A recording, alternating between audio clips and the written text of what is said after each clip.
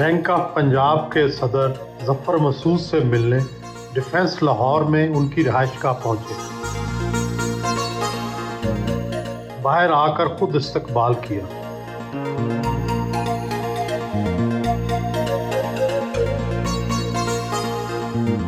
दुनिया के खुशकिस्मत तरीन इंसानों में आपका शुमार होता है।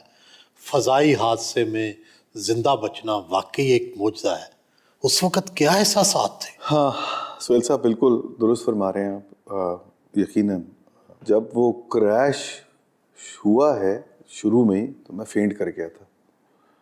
और जब मुझे होश आया तो मैं ऑलरेडी रेस्क्यू हो चुका था।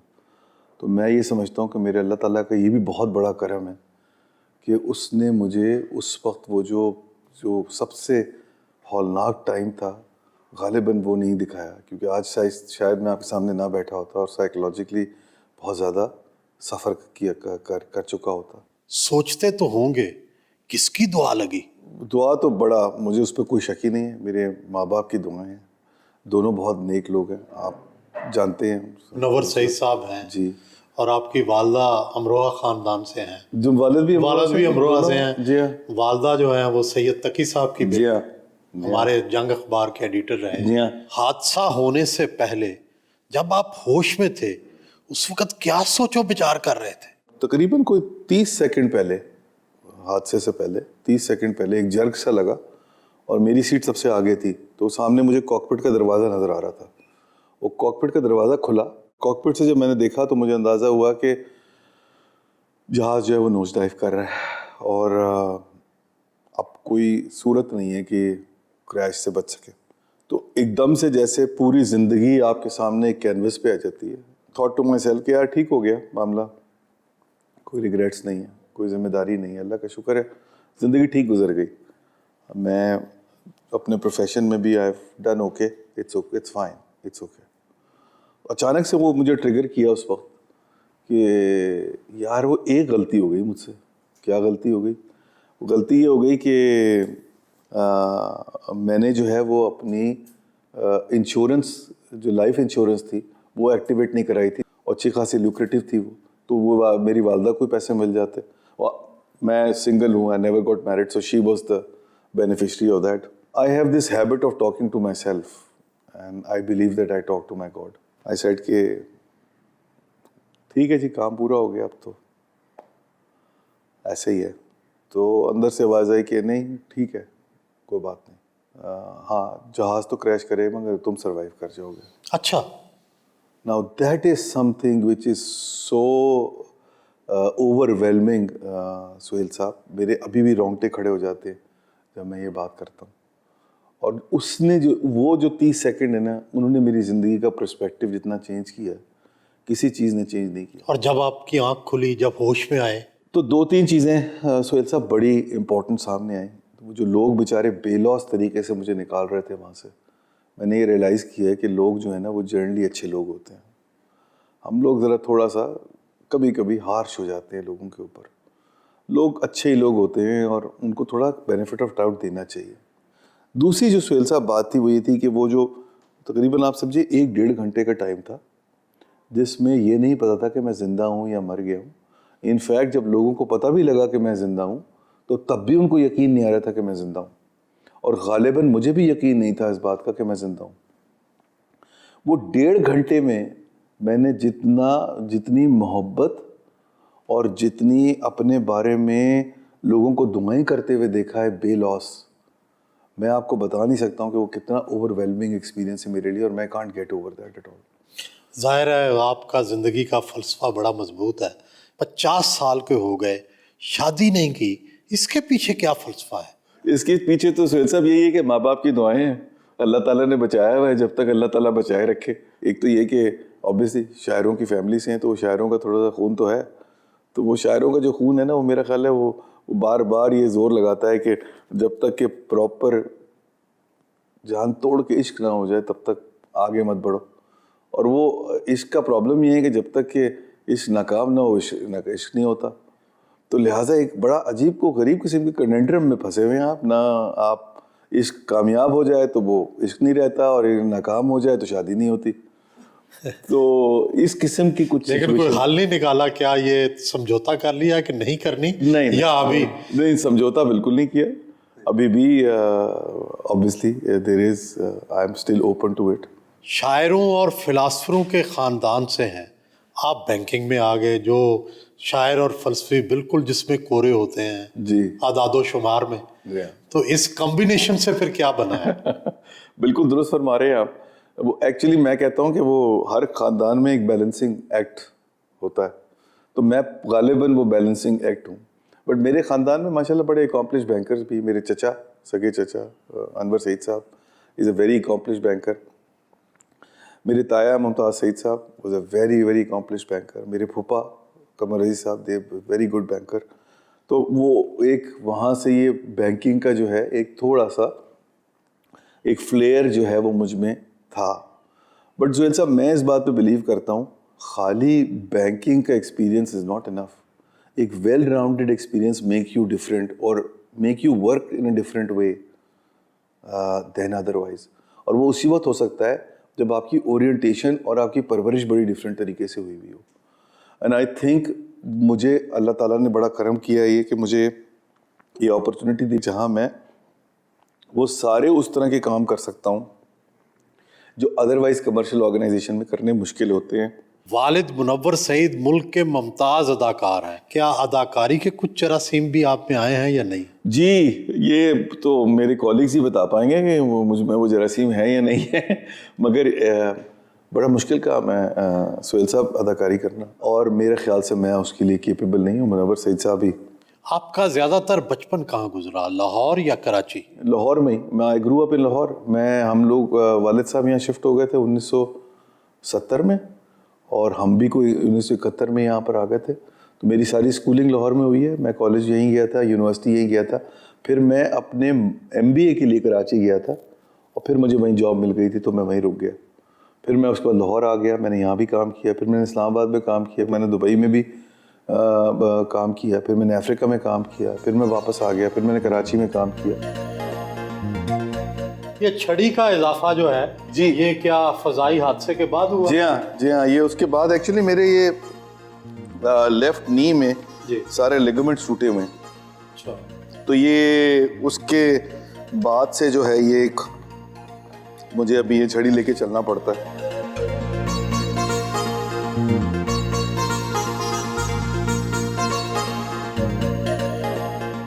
फजाई हादसे के बाद से सुबह के वक्त फिजियोथेरापी करवाना उनका मामूल बन चुका है। फिजियोथेरापिस्ट हमजा ने एक्सरसाइज करवाई।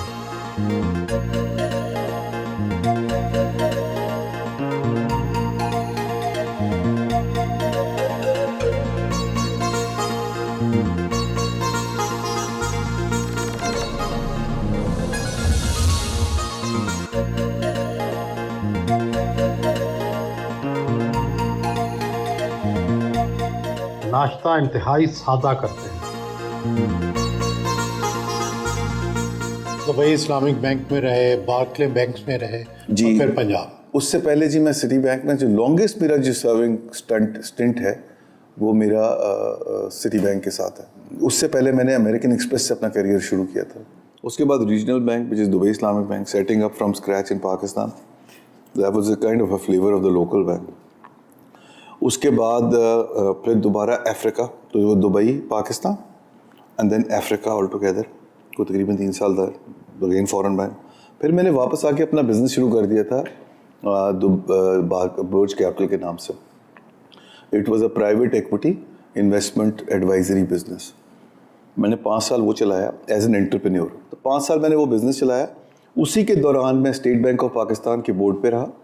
मुझे 2 टर्म मिली थी, लेकिन मैंने बीच में रिज़ाइन कर दिया क्योंकि 2015 में मैंने अपनी कंपनी बेच दी थी बुर्ज कैपिटल, और 2016 में मैं डायरेक्टर जनरल हो गया था नेशनल सेविंग्स का।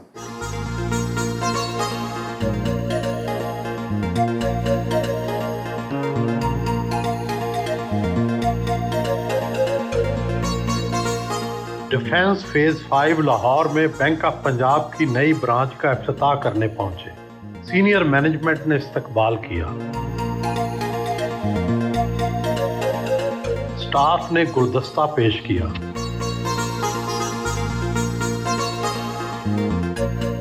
बैंक ऑफ पंजाब अब तक 20 अरब रुपए मुख्तलिफ प्रोग्रामों की मद में लोगों में तकसीम कर चुका है। खुद कस्टमर डीलिंग भी की।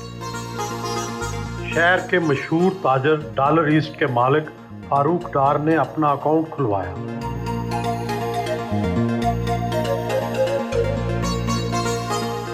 ताजरों और सनतकारों से मुलाकात की। सनतकारों ने बैंक ऑफ पंजाब की नई मैनेजमेंट की कारकर्दगी को सराहा।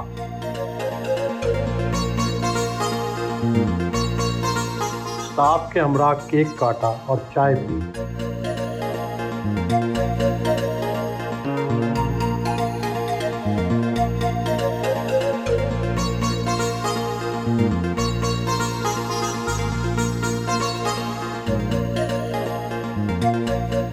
आप दुनिया के बहुत से मुल्कों में घूमे फिरे हैं। अफ्रीका, मिडल ईस्ट और पाकिस्तान को बहुत अच्छी तरह देखा है। आपको खूबसूरती कहाँ की अच्छी लगी और क्या मेयार है? तो हमें तो खूबसूरत सिर्फ पाकिस्तान ही लगता, चाहे जितना मर्जी कूड़ा रख पड़ा हो यहाँ, चाहे जितने मर्जी पिटफॉल्स हों, चाहे कितनी भी सड़क टूटी भी हो। पाकिस्तान की कौन सी जगह? पाकिस्तान में सबसे अच्छी जगह कराची लगती है। दुनिया के कितने मुल्क देख चुके हैं? मुझे काफ़ी ट्रैवल करने का शौक है। कुछ नहीं तो 25-30 मुल्क तो ज़रूर देखे होंगे। ब्यूटी को डिफाइन अगर करें, उसकी ब्यूटी को तारीफ करें, जैसे आपने कहा पाकिस्तान की ब्यूटी सबसे अच्छी लगती है, अगर मैं कहूँ कि निस्वानी हुस्न में आपको क्या पसंद आता है? वो जिस तरह कहते हैं ना, beauty lies in the eyes of the beholder, जी, तो किसी पे भी दिल आ सकता है। मगर मेरी हद तक जो सबसे इम्पोर्टेंट चीज़ है वो ये है कि जो इंसानियत का एक एलिमेंट है वो बहुत ज़रूरी है। डिफेंस में अपने बचपन के दोस्त शाद से मिलने उनके घर पहुंचे।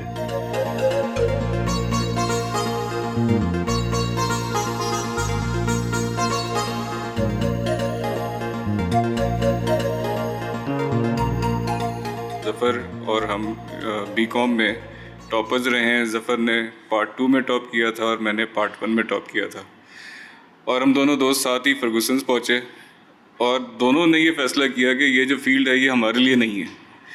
और ज़फ़र गए बैंकिंग में और देखें माशाल्लाह कहाँ पहुँचे, और मैंने मार्केटिंग चूज़ की और मैंने फिर अपनी कंपनी बनाई और मैंने अपना बिज़नेस स्टार्ट किया, और हम दोनों स्क्रैच से अपनी अपनी फील्ड्स में गए और अपना अपना नाम बनाया। ज़फ़र साहब की सबसे अच्छी बात क्या है और ख़ामी क्या है?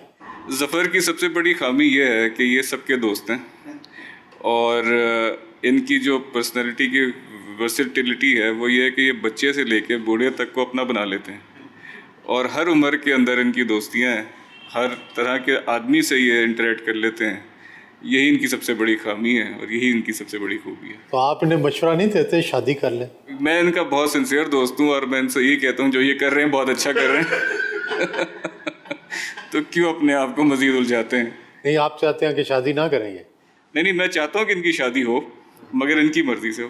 और जिस तरह मैं सफ़र कर रहा हूँ कि इनको भी वही मुश्किलात हो जो मुझे नहीं, शादी बिल्कुल होनी चाहिए, और ज़फ़र जैसे आदमी जो है वो उसको जहाँ एक एस्पेक्ट इन्होंने छोड़ा हुआ है उसको भी कंप्लीट कर ले।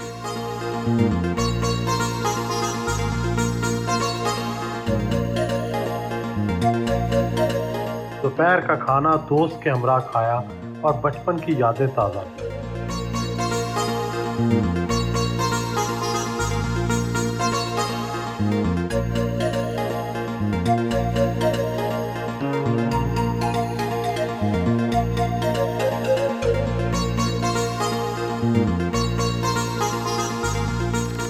In fact at this point time मैं तो सुहेल साहब आपसे एक चीज़ और शेयर करता हूँ, बल्कि ये पहला प्रोग्राम है जिसमें मैं ये शेयर करूँगा। मैंने फ़ैसला किया है कि मैं एक ज़फ़र मसूद फाउंडेशन बना रहा हूँ, और ज़फ़र मसूद फाउंडेशन जो है उसका मेन ऑब्जेक्टिव ये होगा कि वो पैसेंजर सेफ्टी और अवेयरनेस के बारे में काम करेगा, तो लोगों को बताया जाए कि उनके राइट्स क्या हैं, from road to all the way to air, which is considered to be the safest mode of of traveling. मेरी कोशिश यही होगी कि वो मेरे जीते जी वो जो फाउंडेशन है वो अपने ओन पे खड़ी हो जाए, और वो उसके इतने रिसोर्सेज हों कि वो एंडाउमेंट पे चलती रहे फॉरएवर। बेदियां रोड पर वाक़या बैंक ऑफ पंजाब के लर्निंग एंड डेवलपमेंट सेंटर पहुंचे।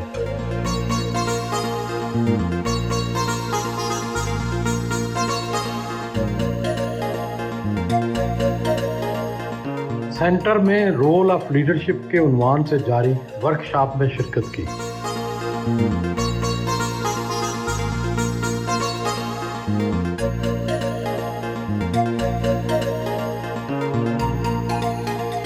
This is just the beginning. इंशाल्लाह हम लोग आप लोगों को ट्रेनिंग के मामले में बहुत तंग करते रहेंगे, आपको और आपकी पूरी टीम्स को।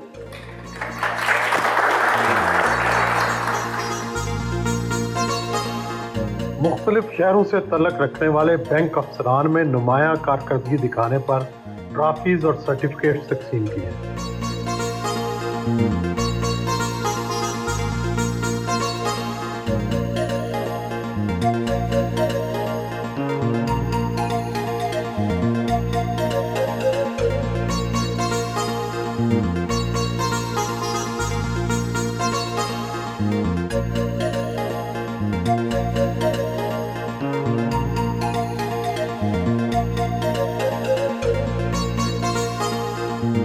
गुलबर्ग में बैंक ऑफ पंजाब के हेड ऑफिस पहुंचे।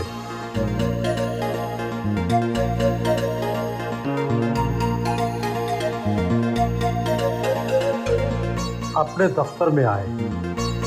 पंजाब बैंक के कितने मुलाजमीन हैं और कितनी ब्रांचेज हैं? 10,000 से ऊपर एम्प्लॉयज़ हैं ज़ोहैल साहब, और हमारी तकरीबन ब्रांचेस जो है 650 के करीब हैं। बुनियादी तौर पर तो पंजाब बैंक की मलकियत हुकूमत पंजाब के पास है, लेकिन क्या ये दूसरे सूबों में भी काम करता है? जी, वेरी मच सो। इनफैक्ट अब तो सोहेल साहब हम जहाँ खड़े हुए, यहाँ से हमें आगे जाने के लिए बाकी सूबों में पेनिट्रेट करना है और हमें वहाँ जाना है। सो अभी हमारी प्रेजेंस जो है वो थोड़ी सी कमज़ोर है इन अदर एरियाज़। पंजाब से बाहर नॉर्थ में जब हम इस्लामाबाद से ऊपर कहते हैं तो वहाँ को 100 ब्रांचेस हैं, और जब हम नीचे कहते हैं तकरीबन सदर्न पंजाब से नीचे जो सिंध और बलूचिस्तान का एरिया है, वहाँ तकरीबन 35 ब्रांचेस हैं। मगर अगले 5 साल में हमारा इरादा ये है कि हमें वहाँ दोनों जगह के ऊपर अपनी प्रेजेंस को एट पार करना है विद आवर कॉम्पिटिशन बैंक्स।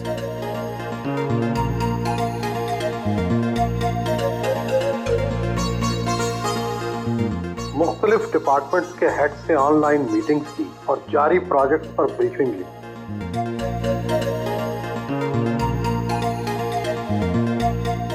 अपनी लिखी हुई किताब पेश की। स्टाफ के साथ ग्रुप फोटो बनाए।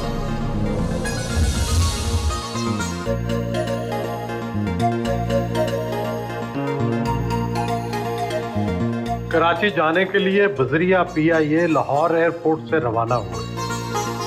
वो उसी सीट 1C पर बैठकर सफर करते हैं जिस पर बैठने के दौरान PIA का तैयारा क्रैश हुआ था।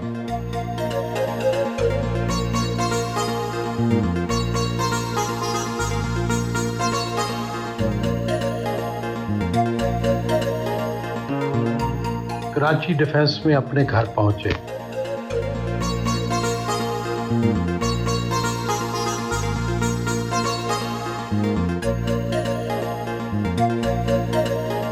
वालिदैन और फैमिली मेंबर्स उनके मुंतज़िर थे।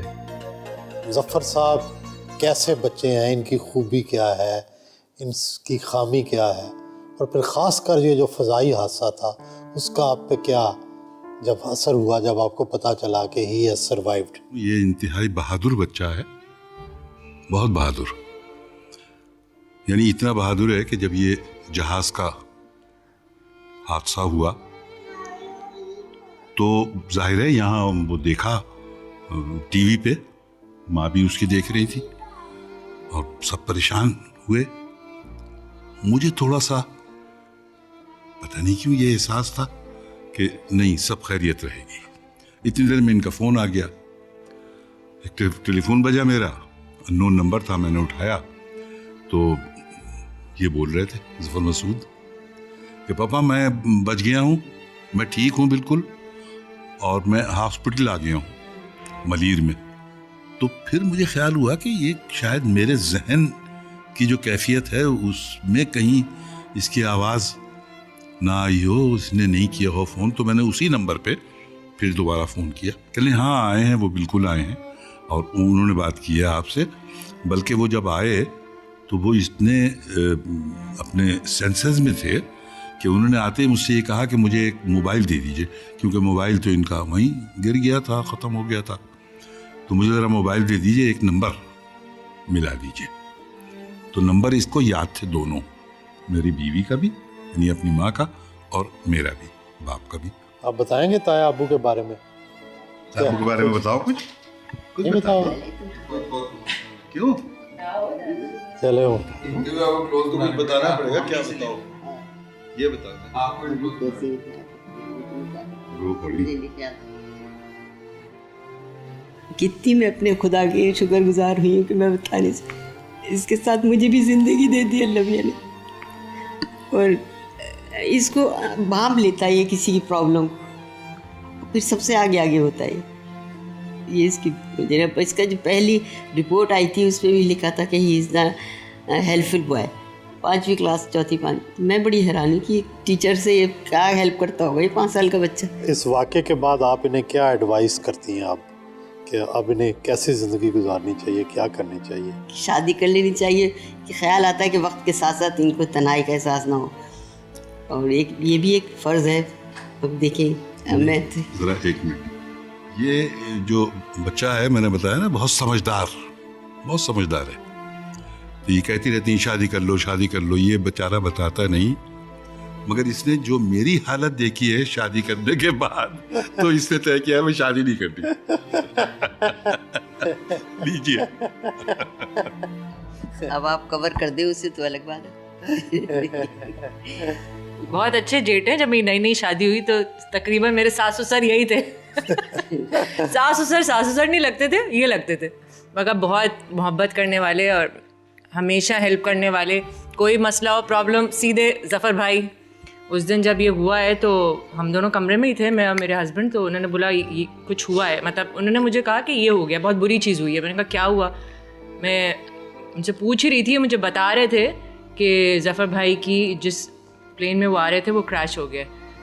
तो पहले तो मैं बिल्कुल ही जैसा सकता सा हो जाता है ना, बिल्कुल स्ट्रेट खड़ी रही थी। थोड़ी देर में अम्मी चीखती भी आ गई, तो फिर मैं तो अम्मी को ही संभालने में लग गई। तो खैर 15 मिनट में ज़फ़र भाई की कॉल आ गई ना, वी वर शॉक्ड।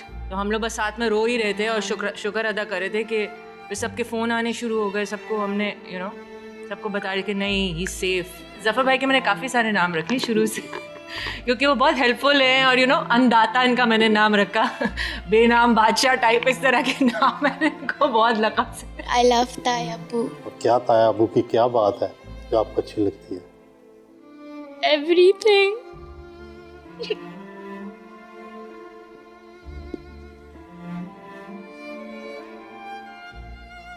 तो मेरे पास एक रैंडम ग्रुप है व्हाट्सएप का, उसमें एक मैसेज आया जिसमें था कि PIA का जहाज़ लाहौर से आने वाली फ़्लाइट क्रैश कर गई। मैं इतना कंफ्यूज हो गया कि मैं इनका जो व्हाट्सएप पे जो उन्होंने टिकट भेजा था मैं वो खोलने के बजाय कुछ और खोलने लगा, ये वेरीफाई करने के लिए कि वो फ़्लाइट का नंबर क्या था, और चैनल चेंज कर रहा था कि शायद किसी चैनल में आए। मैंने इमीडिएटली कॉल किया इनके ड्राइवर को, तो उन्होंने बताया कि उन्होंने एयरपोर्ट सीज़ कर दिया। तो मुझे हुआ कि ये तो हुई है। आप सोच ही नहीं सकते कि कोई अगर ये क्रैश हो जाए और कोई बचेगा, लेकिन ये हमारे ख़ानदान पे एक बहुत बड़ा मिरेकल है। और आई थिंक जितना शुक्र अदा करें वो कम है। कोई ना कोई नेकी है हमारे माँ बाप की जो सामने आई। उसमें मेरे ख्याल से 2 ऐसी हैं कैरेक्टरिस्टिक्स जो बड़े भाई में आई हैं वालिद साहब से मेरे ख्याल से। एक तो ये कि कॉन्फिडेंस बहुत ज़्यादा, क्योंकि वो वालिद साहब में तो कॉन्फिडेंस है ही, सारी दुनिया जानती है, पर वो इनमें आया है। और सेकंड है ऑनेस्टी। खामियों में कोई ऐसी ख़ास खामी नहीं है लेकिन आपने पूछा है तो शायद मुझे जो फील होता है एज हिज ब्रदर इसके थोड़ा सा पर्सनैलिटी में बैलेंस नहीं रहता कभी कभी। मुझे हमेशा से ये फील हुआ है कि मेरे 2 फादर हैं, तो क्योंकि ज़ाहिर है अब्बा के साथ तो बहुत रहा, प्रोफेशन भी ऑलमोस्ट वैसे ही हो गया। मुझे पर आपके क्या तसुरात थे, आप कहाँ थे जी, कैसे आपने इस खबर को सुना? मुझे एक कज़न है मेरे काजिम सईद साहब, उनका कॉल आया था। उन्होंने कहा कि भाई ये तुमने टीवी देखा? और उन्होंने कहा कि ज़फ़र के साथ ये वो, तो वहाँ से मुझे आइडिया हुआ। जब मैं बाहर निकला कमरे से तो फिर अम्मा को देखा, अम्मा कुछ ज़रा जज्बाती हुई थी।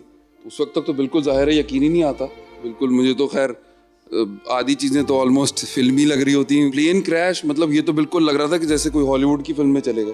जब हॉस्पिटल पहुँचे वहाँ जाके और यकीन आया देख के, मगर जब पहुँचे तो पता लगा भाई कि अल्लाह मियाँ से भी उतनी दोस्ती है जितने बाकी से है, कि वो इतना माशाल्लाह, मतलब इतना सब कुछ होने के बाद भी सिर्फ इतनी चोटें कि जैसे सीढ़ी से गिर के होती। अच्छा, मुझसे छोटी जो बहन है वो भी, उनकी भी माशाल्लाह इनसे बहुत ज़्यादा, क्योंकि वो 16 साल छोटी हैं वो। ज़ैनब का जिस तरह, ज़ैनब इमाम उनका नाम है, ज़ैनब ने जिस तरह वो किया है माशाल्लाह, वो अब बाहर चली गई हैं, जर्नलिस्ट हैं वो, वहीं पढ़ रही हैं। उनकी जो मोहब्बत है वो इनसे कोई मेरे ख्याल से ट्रिपल है, क्योंकि जितने लेवल नीचे आई हैं उतनी मोहब्बत उनकी बढ़ गई। बहुत ही अच्छे दिल के मालिक हैं, सबका बहुत ख्याल रखते हैं, और जो भी इनसे मिलता है 2 मिनट में इनका फ़ैन हो जाता है। तो सबसे अच्छी बात यह है कि इनका दिल बहुत मदद करने वाला है, सबका बहुत ख्याल रखते हैं।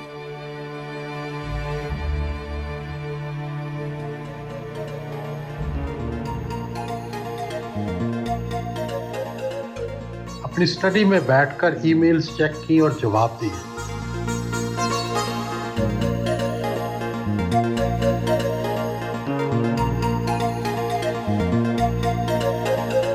खाना फैमिली के हमरा खाया।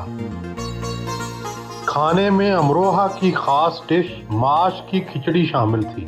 इसके साथ मूलियों की चटनी, और मूलियों ने लुत्फ दुबाला कर दिया।